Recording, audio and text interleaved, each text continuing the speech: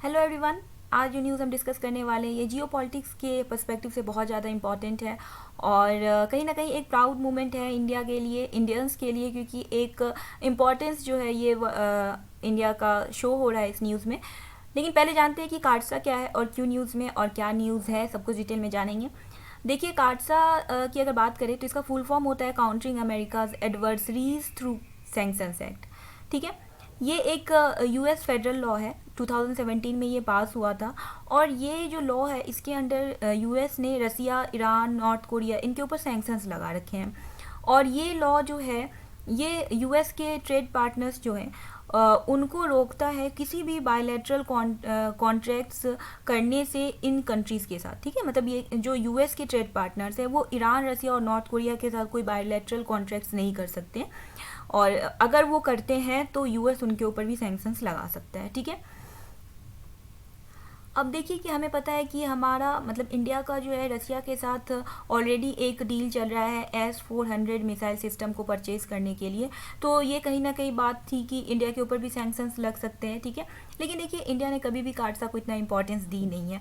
ठीक है, इंडिया को जिसके साथ बायलैटरल ट्रेड करना है वो बायलैटरल ट्रेड करती है ये इंडिया, मतलब करते हैं, हम लोग करते हैं बायलैटरल ट्रेड जिस कंट्री के साथ हमें करना हो, क्योंकि इंडिया का जो फॉरेन पॉलिसी है उसके अकॉर्डिंग इंडिया का ये मानना है कि कोई एक कंट्री किसी के ऊपर अपनी मनमर्जी नहीं चला सकता। मतलब कोई एक कंट्री अपने हिसाब से दूसरे कंट्रीज को रन नहीं कर सकता। हाँ, अगर यूनाइटेड नेशंस किसी के ऊपर सैंक्शंस लगाते हैं तो हम उस चीज़ को फॉलो करते हैं। ठीक है, अब देखिए एक इंडियन ओरिजिन के कैलिफोर्नियन कांग्रेसमैन है, रो खन्ना उनका नाम है। तो हालांकि शायद उनका नाम रोहित खन्ना है, लेकिन वहाँ जाके उन्होंने उसको रो खन्ना कर लिया है।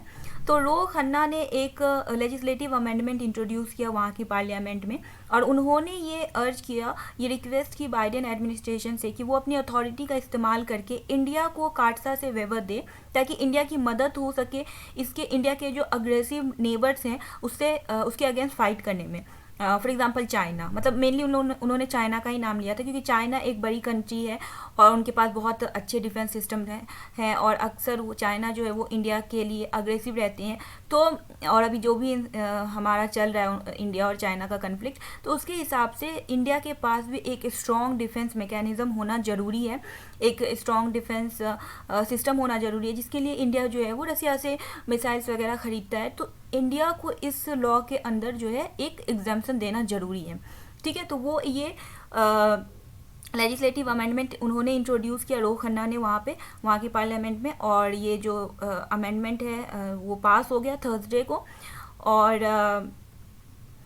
जो यूएस हाउस ऑफ कमिटी है उसने इस लेजिस्लेटिव अमेंडमेंट को वॉइस वोट के थ्रू पास किया है। ठीक है, हालांकि यूएस ने टर्की के ऊपर ऑलरेडी सैंक्शंस लगाए थे, क्योंकि टर्की ने same missile S-400 missile system जो है वो रसिया से ख़रीदा था, जिसकी वजह से टर्की के ऊपर सैंक्शंस लगे थे। अब ये जो यूएस का मूव है कि यूएस ने इंडिया को इस सैंक्शन से जो वेबर दिया है, जो एग्जाम्पशन दिया है, उसकी वजह से टर्की और भी बहुत सारी कंट्रीज़ जो हैं वो नाखुश हैं यूएस से। लेकिन यूएस का ये कहना है कि टर्की तो नेटो का मेंबर है, तो वो ऑलरेडी सेफ़ है और टर्की के को ऐसे कोई थ्रेट भी नहीं है, तो इसलिए टर्की को ज़रूरत नहीं थी वो रसिया के साथ ऐसी डील करने की। लेकिन इंडिया के केस में जो सिनेरियो है वो थोड़ा डिफरेंट है, क्योंकि इंडिया चाइना का कन्फ्लिक्ट हमेशा रहता है, तो इंडिया को ज़रूरत है S-400 मिसाइल सिस्टम की, इसलिए इंडिया को कहीं ना कहीं इस चीज़ का वेबर दिया जा रहा है।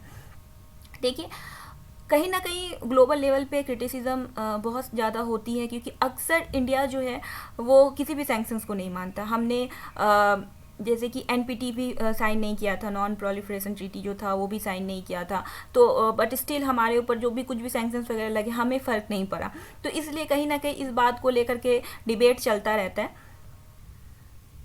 देखिए, अक्टूबर 2018 में ही इंडिया ने $5.43 बिलियन की डील की थी रसिया के साथ, जिसमें हम 5 squadrons of S-400 air missile systems जो है इंडिया रसिया से परचेज़ करने वाले थे।